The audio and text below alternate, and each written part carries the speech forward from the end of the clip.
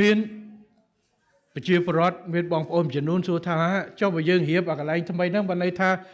យើងឈប់ទៀមទាកន្លែងចាស់របស់យើងអត់ទេការទៀមទាបូរណភាពទឹកដីរបស់យើងនៅតែបន្តធ្វើយើងអត់មានបោះបង់សិទ្ធិនៅក្នុងការទៀមទានៅដែនអធិបតេយ្យភាពរបស់យើងទេគ្រប់កន្លែងទាំងអស់យើងអត់មានសញ្ញេឈប់បាញ់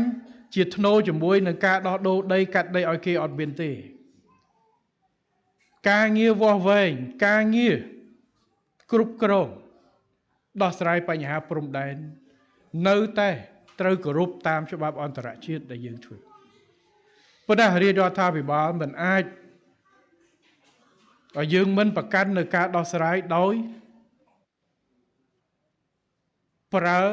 អំពើហិង្សានោះទេយើងខិតខំដោះស្រាយដោយសន្តិវិធីប្រើច្បាប់ប្រើយន្តការទូតបច្ចេកទេសព្រំដែនរឿងនេះប៉ុន្តែវាយឺតវាអត់ក្តុងក្តាំងដូចបាញ់គ្នាទេប៉ុន្តែវាធានា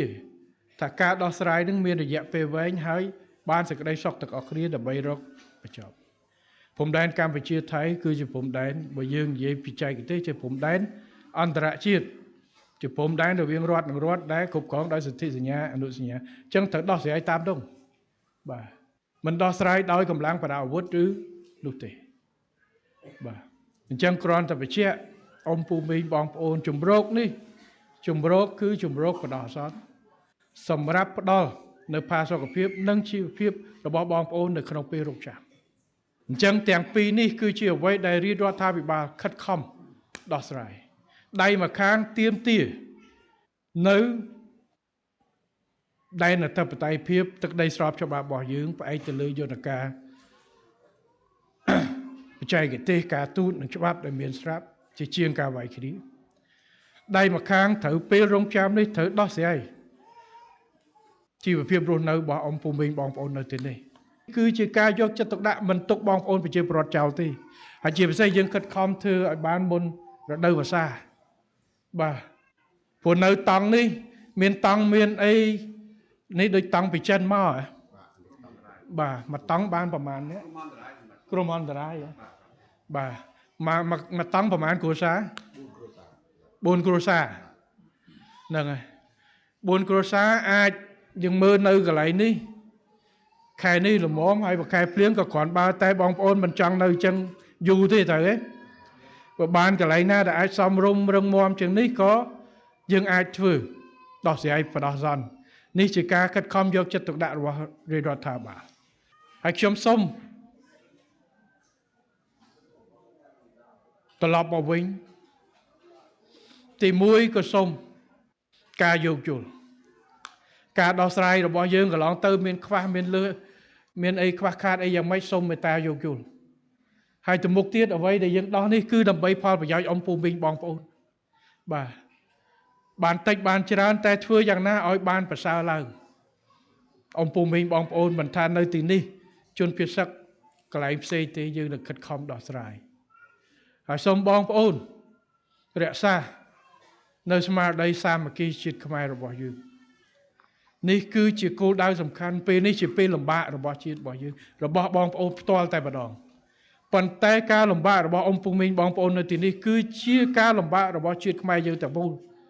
តាំងពីព្រះមហាក្សត្ររហូតដល់ប្រជាពលរដ្ឋយើងគឺមានអារម្មណ៍ឈឺអារម្មណ៍អាណិតអារម្មណ៍គិតគូរទៅដល់ប្រទេសជាតិរបស់យើងទាំងមូលហើយខ្ញុំក៏សូមយកឱកាសនេះក៏អរគុណណាស់ចំពោះប្រជាជនខ្មែរយើងទូទាំងប្រទេសទូទាំងពិភពលោកតែម្ដងចំពោះស្មារតីរួមសាមគ្គីគ្នានៅក្នុងពេលដែលយើងមានបញ្ហាបាទប្រឈមជាមួយនឹងការឆ្លៀតពេលនេះក្នុងរយៈពេល6ខែនេះប្រជាពលរដ្ឋយើងទូទាំងប្រទេសរួមគ្នា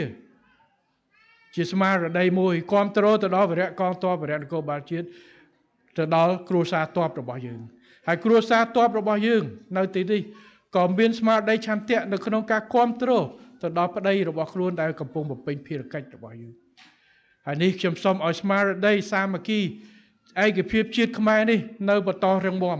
នៅក្នុងគ្រប់កលៈស័កជាពិសេសកលៈទេសៈដែលលំបាកនេះហើយជាពិសេសបងប្អូននៅទីនេះតែម្ដងនេះគឺជាស្មារតីដែលសូមឲ្យមានកុំឲ្យមានការបែកបាក់នេះគឺជាអ្វីដែលជាកម្លាំងរឹងមាំរបស់ជាតិខ្មែររបស់យើងបាទហើយក៏ដូចជាបងប្អូននៅទូទាំងប្រទេសនៅក្រៅប្រទេសក្នុងនាមជាខ្មែរព្រោះនេះគឺជាស្មារតីធំមួយពេលវេលាលំបាកដែលយើងមិនបានជួបប្រទេសជិតមួយសតវត្សនៃសង្គ្រាមបែបនេះប៉ុន្តែប្រជាជនយើង17លាននាក់ជាតិខ្មែរយើងទាំងមូលរឹងមាំដោយសារសាមគ្គីឯកភាពជាតិនេះគឺជាអ្វីដែលខ្ញុំសំណូមពរបងប្អូននៅទីនេះក៏ដូចបងប្អូននៅទូទាំងពិភពលោកទូទាំងប្រទេសទាំងអស់